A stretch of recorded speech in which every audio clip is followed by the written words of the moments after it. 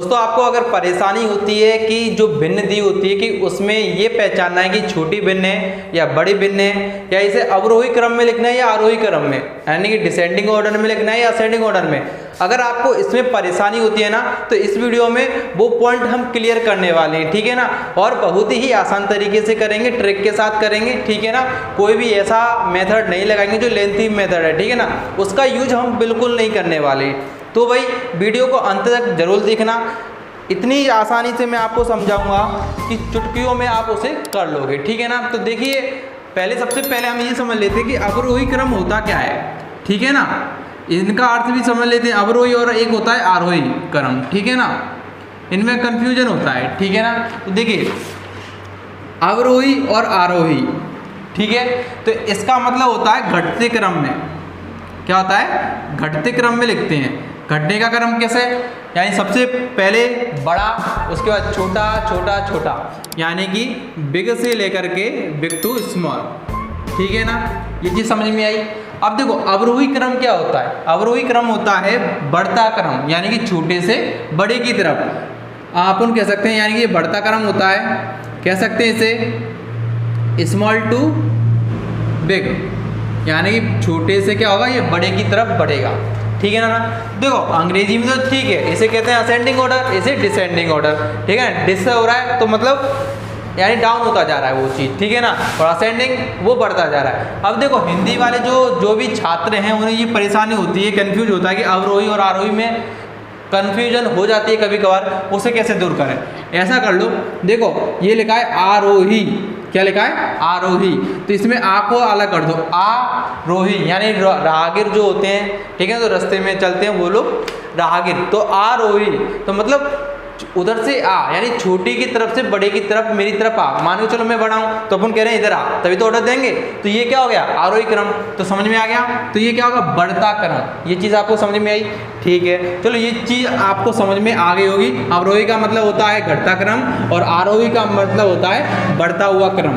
तो देखिए अब इसमें हम भिन्न लेते हैं, ठीक है ना। तो देखो सबसे पहला सवाल अपन देखते हैं, क्वेश्चन देखते हैं क्या है हमारे पास दिया है 4/5, 7/8, 6/7 और 5/8, सॉरी 5/6। अब इसको लिखना है आरोही क्रम में। किस क्रम में लिखना है? आरोही क्रम में लिखना है, यानी कि असेंडिंग ऑर्डर में लिखना है। असेंडिंग ऑर्डर का अभी मतलब बताया था मैंने, क्या? स्मॉल से बड़ा, यानी कि बढ़ता हुआ क्रम। तो इसमें भिन्न को कैसे पहचाने कि कौन सी भिन्न बड़ी है छोटी है? तो देखिए एक सबसे पहला मेथड देखते हैं, ठीक है ना। इस मेथड को आएंगे तो पहला मेथड तो ये है कि इनके बीच में अंतर देख लो, अंश और हर के बीच में अंतर कितने का है। तो इधर देखो 1 का अंतर है, इनके बीच में कितने का है? 1 का। इधर भी 1 का, इधर कितने का है? 1 का, और इधर कितने का है? 1 का। अगर अंतर समान है सभी भिन्नों में तो भाई जिसका अंश बड़ा वो संख्या बड़ी, वो भिन्न बड़ी, और जिसका अंश छोटा वो भिन्न छोटी। आई बात समझ में? तो देखिए इसमें सबसे बड़ा भिन्न कौन सा है? सबसे बड़ा ये 7, ठीक है। उससे छोटा कौन है? 6, उसके बाद 5, उसके बाद 4। तो अब क्या करना है? आरोही क्रम लिखना है। तो सबसे छोटा, फिर बड़ा, फिर बड़ा, बड़ा। तो सबसे छोटा इसमें क्या है? 4/5, ठीक है। उससे बड़ा कौन है?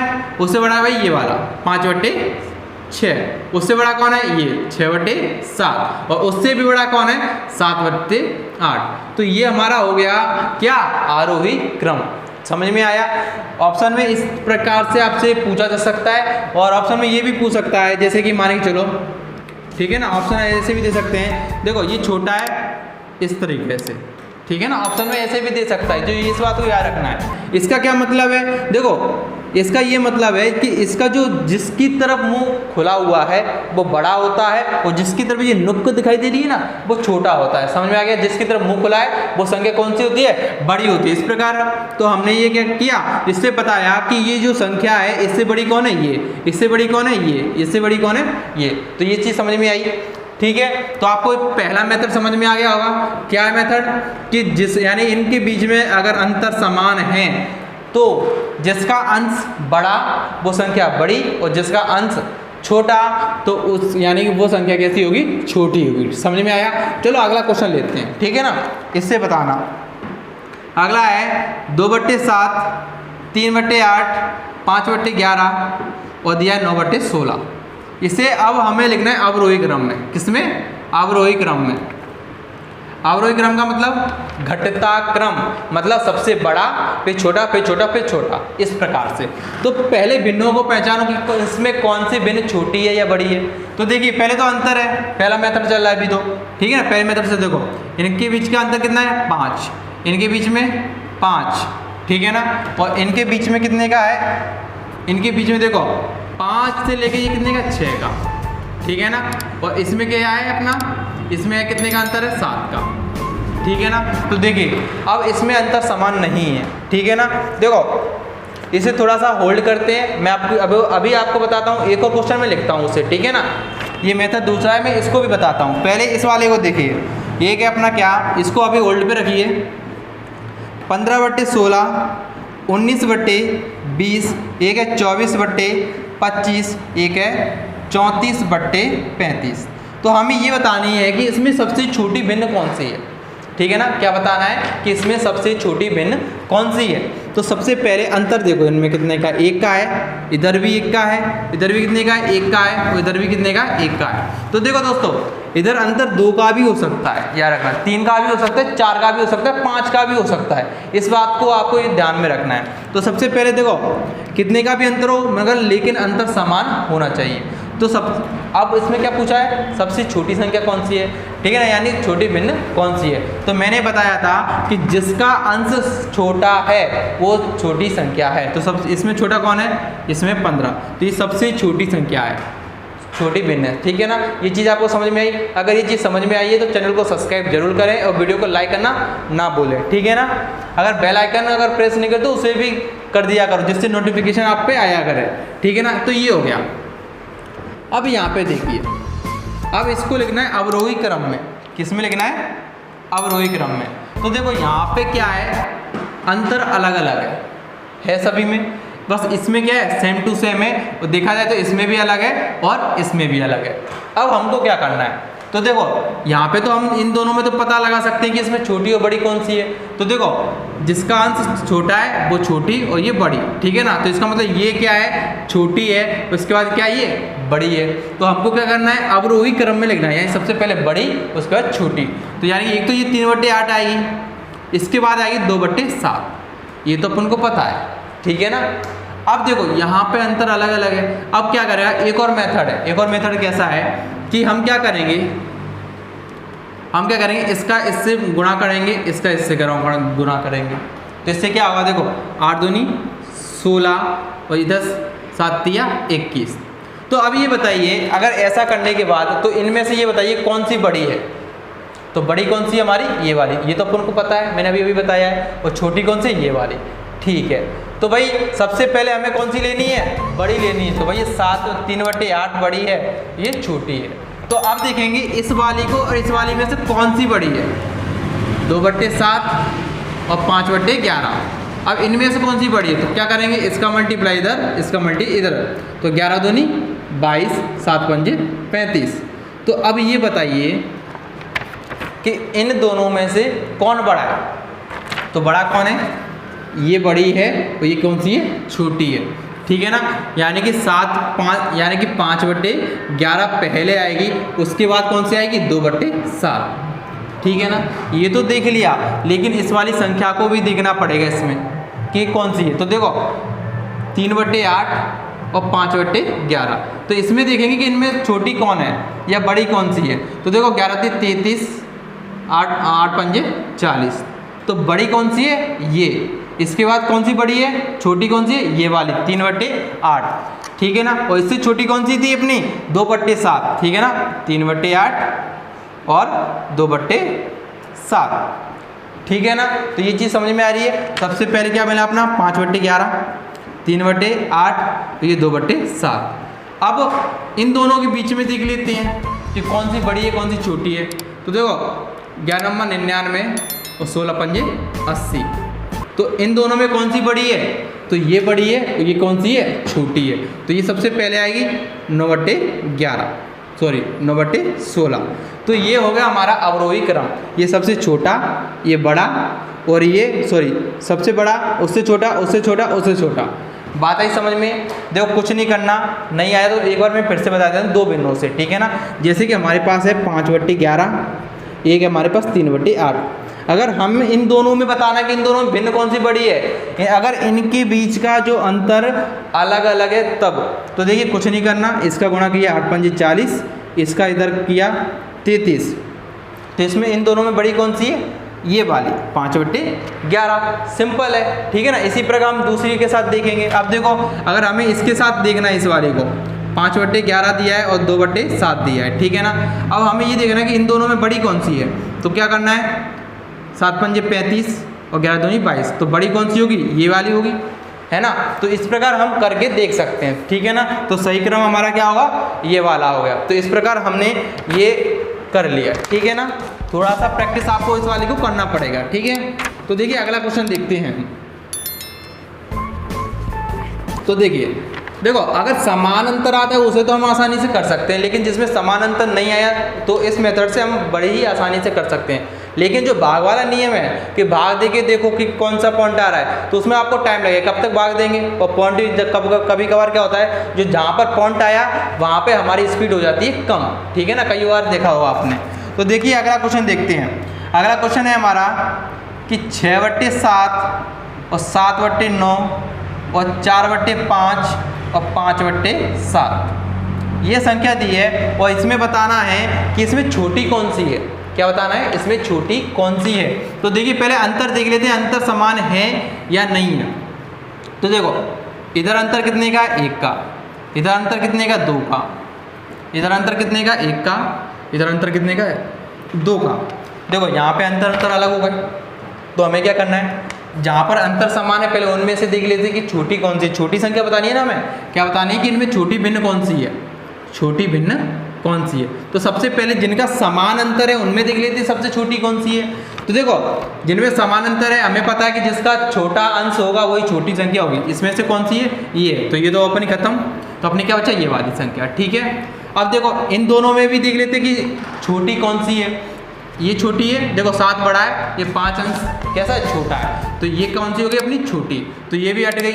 अब क्या बचा? अब इन दोनों में बताना है कि कौन सी छोटी है कौन सी बड़ी है। अब देखो इसमें अंतर 1 का, इसमें अंतर 2 का है, इसमें 1 का है। तो कुछ नहीं करता, गुणा वाला फॉर्मूला लगाना है। क्या?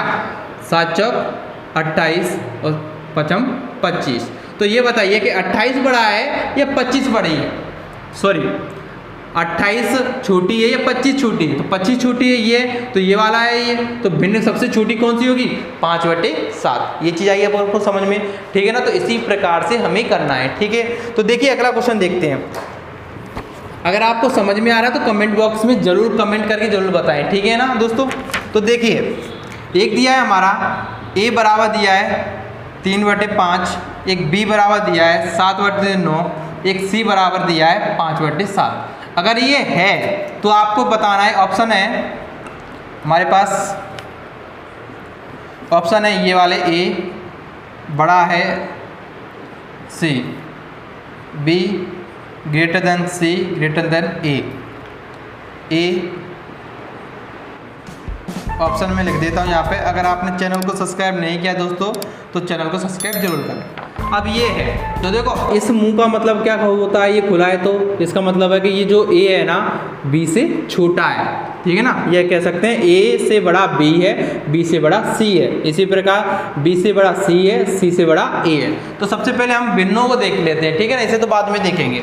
तो देखिए अंतर देख लेते हैं, अंतर समान है या नहीं। तो देखो इनके दोनों के बीच के अंतर कितना है? 2 दिया है। इनके बीच का अंतर 2 दिया है, इनके बीच का अंतर 2 दिया है। सिंपल, तो समान अंतर है, तो अपन क्या कर लेंगे, अब इसे सही क्रम में लिख लेंगे। तो सबसे पहले ये देखो किसमें सबसे छोटी संख्या कौन सी? यही है, ठीक है, 3/5। इससे बड़ी कौन सी है?